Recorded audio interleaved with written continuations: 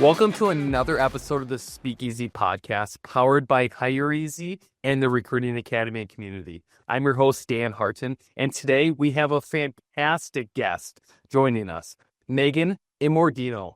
Meghan is a seasoned talent acquisition leader, shaping recruitment strategies in a fast-paced world of media and marketing.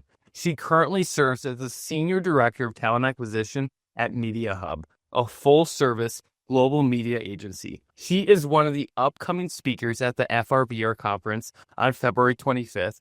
And in this episode, we're going to dive into Meghan's journey, the evolving landscape of talent acquisition, and the strategies she has used to attract and develop top-notch TA professionals. So let's get started. Meghan, I read on your LinkedIn about 3 years ago, you were laid off.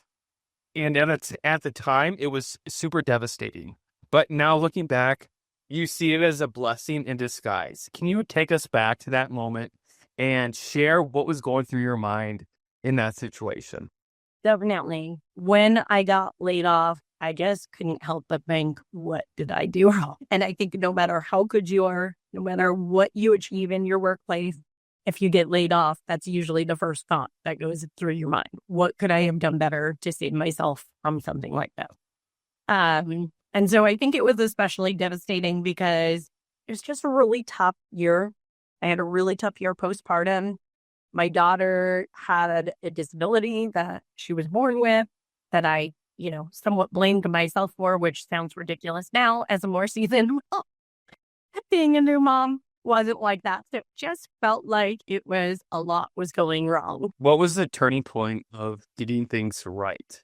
It looks like you interviewed 25 different places and landed at Mediabrands. So I think what I learned from that experience was that it really helped me to reevaluate my priorities and be able to speak about those priorities a lot more when looking at my next company. The one thing that I really, really needed more than anything was flexibility and the ability to show up for my family just as much as I show up at work. And I think when we say things like that, we get worried because people are going to think that we're not committed to our jobs. We are parents for us. That's reality. It's my tagline on LinkedIn for a reason. I'm a mom of two, and that will always come before anything else. It doesn't mean that I don't love my job. It doesn't mean that I don't show up for my job. It doesn't mean that I don't do well at my job. And so in every single interview, as scary as it was, I really started with, I love my family and my family comes first. Throughout that interview process and you're having those conversations, what advice would you tell other working parents on setting boundaries and advocating for that flexibility, but still making it clear that you are a professional as well, and you're going to be a great employee? Yeah.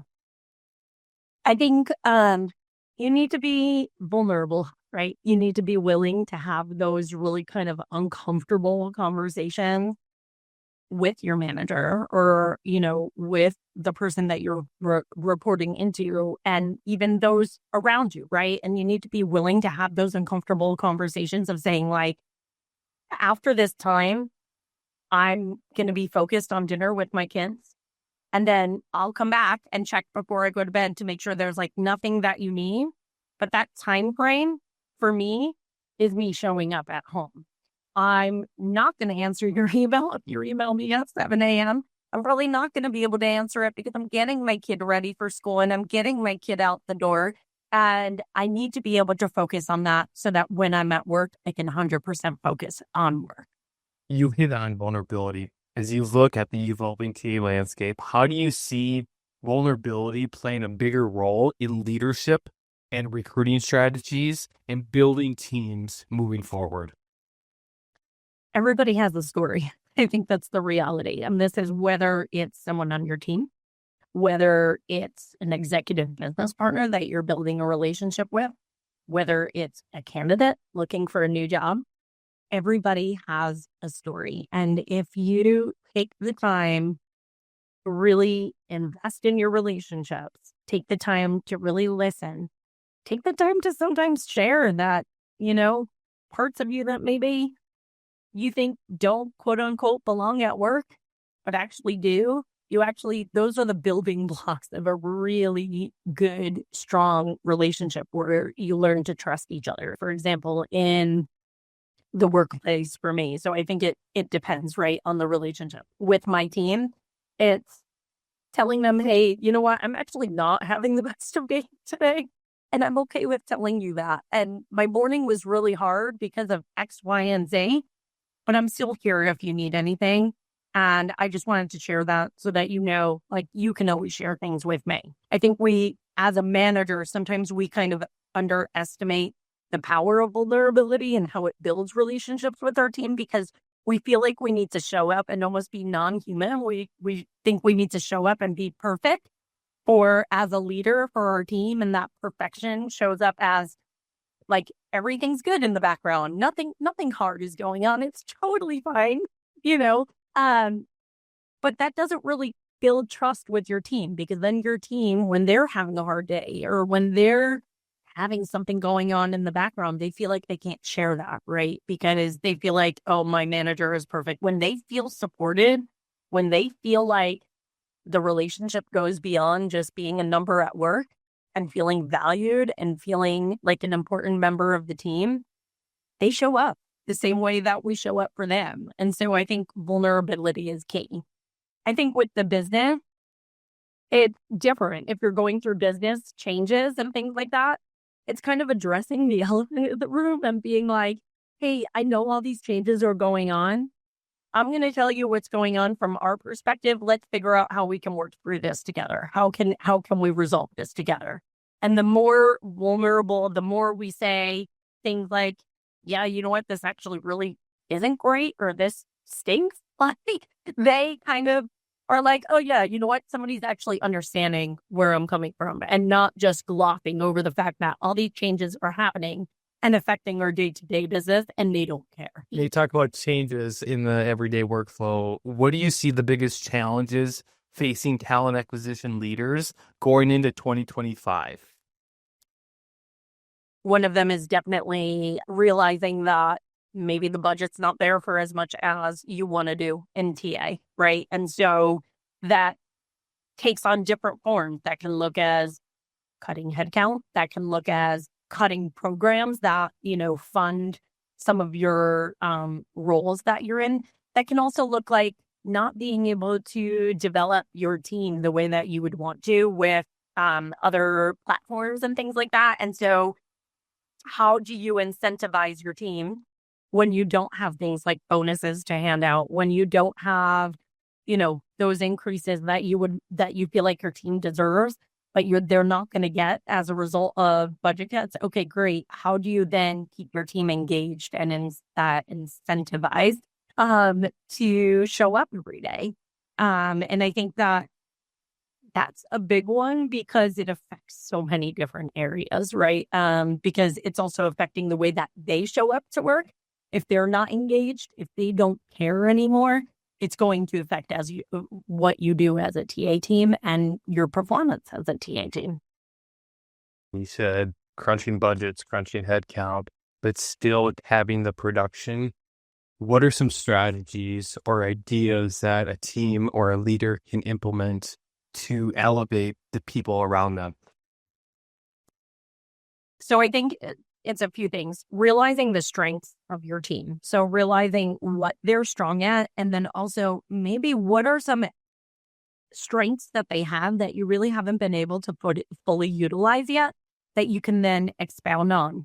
So projects that maybe they're passionate about that they just haven't had a chance to do.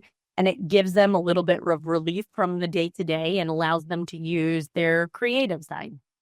And then it allows them to also work with other people, maybe on teams that they haven't worked with before. So it gives them networking. It gives them the opportunity to talk to other people in the business. It gives them the opportunity to work on a project that they haven't gotten the chance to work on. So it's really growing their skills. It's giving them management experience because maybe they're managing a team that's working on this project.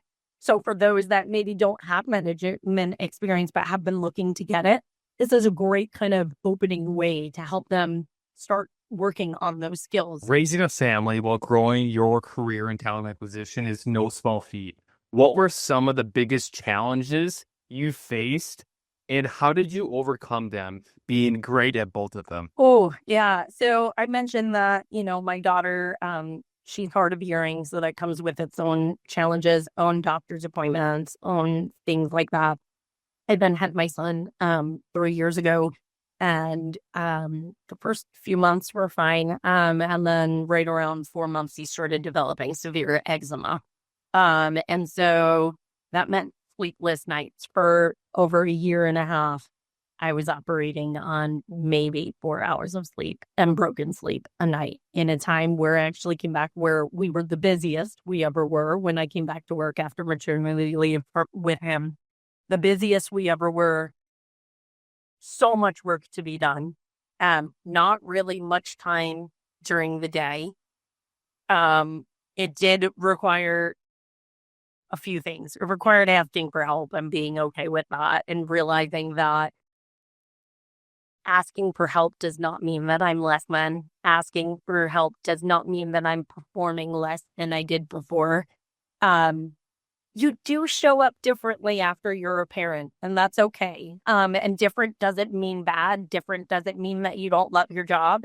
But the expectation that we are going to be the same before we had kids versus after we had kids, and after we add a new kid into a family, which changes your whole family dynamic, is just an unrealistic expectation.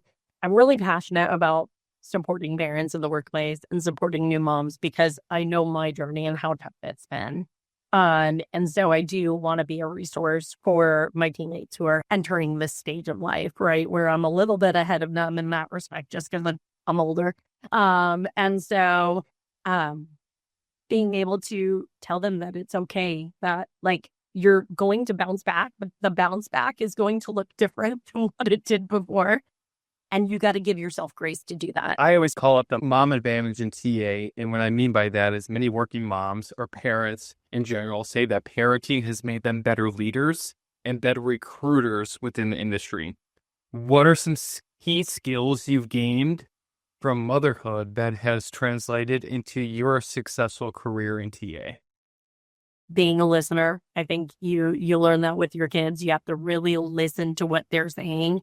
I think listening skills are necessary across the board, no matter with who you're dealing with. Your intakes, you got to listen. You got to listen to them to do well in the job you're trying to hire. The candidates you're speaking to, listening to really figure out if they're the right fit or not. Your manager, just listening to what's going on, and your coworkers as well, right? Because by listening with your coworkers, you often gain skills that maybe you didn't have or weren't as good at, or get a different perspective on things. What's the biggest mistake recruiters make in candidate outreach right now? Giving up too easily. I think in a market right now, and really in any market, I think when you reach out once and you give up, or you just don't show that you really have an interest in the person and really them joining your company, you're missing out on some really good hires. Back in 2021, when I came back from maternity leave, we actually developed a cadence of communication with candidates of how often we would reach out and what the messaging would look like for a first message, a second message versus a third message.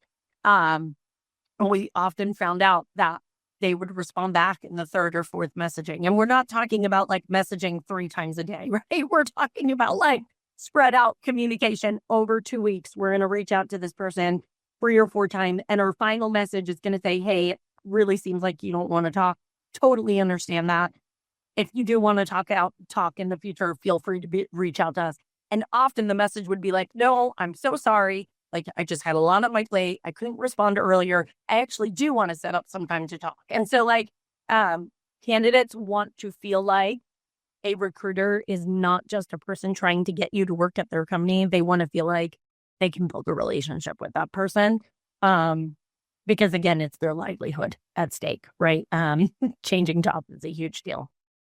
What's one outdated recruiting practice we need to ditch out of this industry? The way that you reach out to people, you just need to be really sensitive as to how you're reaching out to somebody and that you're not being invasive. For your whole journey of being a mom, changing industries, changing jobs, who is the one person in your career that really has made a huge impact on your growth and your success within talent acquisition? My current manager or my last manager, for sure. I'm really, really lucky with the managers that I have. And I think they taught me just kind of how to look beyond kind of everything that's going on, all the noise, to really like focusing on what you can control. And then my last manager really looked at talent acquisition more from like a data science perspective, which was really interesting, and how to bring data to the table to kind of back up what you're saying. And so I think having that perspective and like the more human perspective with my current manager, I think honestly has really helped me to grow as much as I have in my career. I'm really lucky. As we wrap up, any last minute advice, any words of wisdom that you want to share? Don't give up. I think it's really easy right now in this environment to feel like you're doing something wrong when you're reaching out consistently or you're applying to jobs consistently and you're not hearing back. And we get a little bit of this, oh, it must be me. It must be that I'm not good enough or I don't have the right skills. Take advantage of the time to learn, to network, to attend conferences, to grow on the skills that you currently have while you're waiting. It's all about the right time, and it will come at the right time, but sometimes that can be really hard. And so I think keep being consistent, keep working on yourself, keep working on your career, and keep networking, and it will come. Love it. Well, I just want to say thank you so much, Meghan, for your insight and being vulnerable with the audience today, telling your story. And I'm super excited for February 25th while you take the stage and talk about the power of vulnerability, strength, and unity during change at your session at the FRBR conference. If you haven't registered, please sign up. It's going to be a wonderful day of TA leaders talking a little bit more about how to do more with less in the current environment in talent acquisition. Meghan, your story is inspiring, and I'm so excited for the listeners to hear what you went through and how you came up on top. So again, thank you so much, Meghan, for all you do, and I'm excited for February 25th.